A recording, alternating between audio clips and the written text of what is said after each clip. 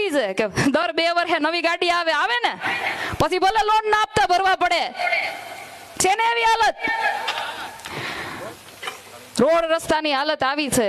પણ અમારા બિચારા ધારાસભ્ય બહુ ભોળા, બહુ એટલે બહુ ભોળા. બિચારા નીકળે નહીં બહાર, અને નીકળે તો 2 વેતા ધર હાલતા હોય. એ રોડે અડે જ નહીં, ખબર પડે ને કેવા રોડ છે. 2 પ્રતિનિધિ રાખ્યા છે. એ પ્રતિનિધિ 4 વેતા ધર હાલે અને પાછા રાઈતે હાલે.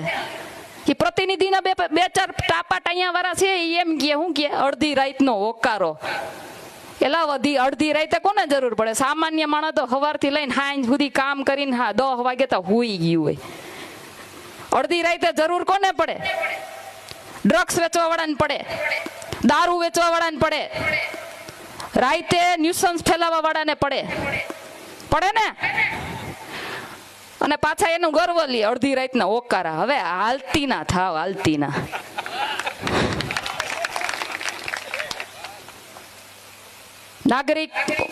નગરપાલિકામાંથી ઘણા બધા મુદ્દાઓ અમારા એવા ઉઠે. કચરાના ઢગલા, તમે જ્યાં જોવો ત્યાં કચરાના ઢગલા. ભગવતસિંહજીનું ગોકુળિયું ગોંડલને તો હાવ કહેવાય ને કે એટલી હદે ગંદકીમાં પરિવર્તિત કરી દીધું છે. હમણાં તમે મારો એક વિડીયો જોયો છે કે આપણે ભગવતસિંહજીની અંતિમ યાદી, એટલે કે એનું જ્યાં એમની અંતિમ વિધિ થઈ હતી, એ સ્મશાનની સામેની સાઈડ જે ગંદકીનો ઢગલો હતો. સાચું કેજો, આ ભગવતસિંહજી મહારાજનું માન જળવાયું કહેવાય? હે, ભાજપ વાળા દર વખતે એનો જન્મદિવસ આવે એટલે હાર તોરા કરીને દેખાડો કરે કે અમે ભગવતસિંહજી મહારાજને માન સન્માન આપીએ છીએ, પણ હકીકતમાં માન સન્માન આપ્યું કહેવાય? એની અંતિમ યાદીની સામે આટલો કચરાનો ઢગલો 4 દીમાં ઉપાડી લીધો. કેટલા? 4 દીમાં. ખાલી બોલવું પડે. કચરાનો કોન્ટ્રાક્ટ 42 લાખ રૂપિયા મહિને જાય છે, પણ એનો વપરાશ ક્યાંય જનતા માટે થતો નથી. આ ભારતીય જનતા પાર્ટીની જે ટોળકી છે ને, એના ખીચામાં નાખે. ખબર છે ને બધાયને? રોડ રસ્તા કેટલા બધા ખાઈ ગયા. આખા ગોંડલ તાલુકાના રોડ રસ્તા કાગળ ઉપર કેટલી વાર બની ગયા, પણ ક્યાં ગયા? ગટકી ગયા બધાય. આખા રોડ ખવાઈ ગયા. પણ અમારા ધારાસભ્ય બહુ ભોળા. બિચારા નીકળે તો ખબર પડે ને. હે, જોયા છે કોઈ દી? ચૂંટણી ટાઈમ સિવાય જોયા છે? જોવા મળે ત્યારે ખબર પડે અમને કે હવે ચૂંટણી નજીક આવે છે ભાઈ.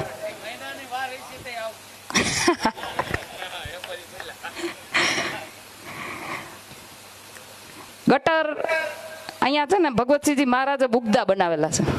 બુગદાની અંદર એટલી ગંદકી વાત જવા દો. કરોડો રૂપિયાના ખર્ચે અહીંયાની ભારતીય જનતા પાર્ટીએ અધિકારીઓ સાથે મળીને ગ્રાન્ટો ખર્ચી, ફિલ્ટર પ્લાન્ટો મૂક્યા, પરંતુ એકેય ચાલુ નથી. આ ગટરના તમામ પાણીઓ નદીમાં ભળે, કેમિકલ વાળા પાણીઓ નદીમાં ભળે. લાલ પાણી, કાળું પાણી, પીળું પાણી, લીલું પાણી. સ્વચ્છ પાણી માટે મારી માતાઓ બહેનો વલખા મારે, પણ અમારા ધારાસભ્ય બહુ ભોળા, બહુ ભોળા. બિચારા નીકળે તો ખબર પડે ને. 2 પ્રતિનિધિ રાખ્યાસ. અડધી રાતનો હોકારો છે, એક મોટો પ્રતિનિધિ ને એક નાનો પ્રતિનિધિ. અડધી રાતનો હોકારો, પણ એ અડધી રાતે ડ્રગ્સ દારૂ વાળાને જ કામ આવે. હોસ્પિટલની અંદર મને પોતાને અનુભવ થયો છે. હમણાં હારી ઉપર હુમલો થયો, હોસ્પિટલે ગઈ, સિટી સ્કેનનું મશીન નહીં, બોલો. 2.5 લાખની વસ્તીની અંદર એક સિવિલ હોસ્પિટલ છે. એ હોસ્પિટલની અંદર ન તો સારા ડોક્ટરો છે, ન તો સારા મશીનો છે. અને પાછા કે અમારા ગોંડલમાં બહુ શાંતિ છે. શાંતિ જોઈ ને, અહીંયા નથી તમારા હોસ્પિટલમાં ક્યાંય કોઈની સારવાર થતી નથી, પોલીસ તંત્ર કોઈના કેસ લેતા. પછી કે અમારા ગોંડલમાં બહુ શાંતિ છે, પણ લોકોની પીડા અહીંયા નીચે શું છે એ તો તમને ખબર જ નથી. ફરી એકવાર કહું છું કે અમારા ધારાસભ્ય બહુ ભોળા, બહુ ભોળા. નીકળતા જ નથી, ખબર જ નથી. નીકળે તો 2 વેત ઊંચા હાલે. શું કરવું કયો? આ પીડા કોને કેવા જાવી? મારા હાડા ષડયંત્ર કરે. વિચાર તો કરો, આપણે એના ભ્રષ્ટાચારને ખુલ્લા પાડીએ ને તો ષડયંત્ર કરે. અરે તમારા જેવા ડરપોક આજ સુધી જોયા નથી. માઈક આંગળી ના એટલા નમાલા. હે, માણા એમ કે ભાઈ હાલો અમારાથી ક્યાંક ભૂલ થઈ ગઈ છે તો અમે તમારો પ્રશ્ન સોલ્વ કરી દઈએ. તમે અમારું ધ્યાન દોર્યું છે તો અમે તમારો પ્રશ્ન સોલ્વ કરી દઈએ. એના બદલે આપણે લોકો જનતાનો અવાજ ઉઠાવ્યા જઈએ, જનતાની પીડાને વાચા આપવા જઈએ, તો મારા હાડા ઓલા બુટલેગરો પાસે પૈસા દઈને હુમલા કરાવે. તમને તો એમ હશે ને કે અમે બી જાહું. અરે આ વખતે તમારા ઘા ખાલી ગયા ભાઈ. લોકો એમ કે છે કે બેન અમે તમારી યાર છીએ, તમે ટેન્શન ન લેતા, પણ હામાં નહીં હાલીએ. એનું ક્યાંક ને ક્યાંક કારણ એવું છે કે પોલીસ તંત્ર એના ઈશારે કામ કરે છે ને. અહીંયા પોલીસ કોઈ નહીં લે છે ફરિયાદ. અહીંયા પાછળ બધા ઉભા છે પોલીસ વાળા, બધાને હું કહું છું જોજો આ પીડા જનતાની છે, સાંભળી લેજો તમે બધાય. આ પોલીસ વાળા અહીંયા કેટલા ઉતાર્યા છે? લગભગ 50-60 જેવા તો ઉતારી છે. વધારે હે ને? હે આ બધાને કહેવા માંગુ છું, આ જનતાની પીડા છે, તમે સુધરી જજો, નકર આ બધા જાહે ને જેથી તેથી તમને તકલીફ થવાની છે. આ જનતાનો ગુસ્સો તમારી ઉપર એટલો જ વરસવાનો છે. એટલે ધ્યાન રાખજો. તમને પગાર મળે ને જનતાની સેવા માટે મળે, જનતાની રક્ષા માટે મળે. તમને કોઈ નેતાના ઘેરેથી પગાર નથી જતો ભાઈ. પણ હવે આમાં એવું છે ને કે આપણા ધારાસભ્ય બહુ ભોળા પડે છે. એપીએમસી ની વાત કરીએ તો મને હમણાં ઘણા ખેડૂતોએ કીધું કે બેન હાજે હારો ગેટ તોડી અને કરોડોના ભ્રષ્ટાચાર કર્યા છે. પૈસા કોના? ખેડૂતોના.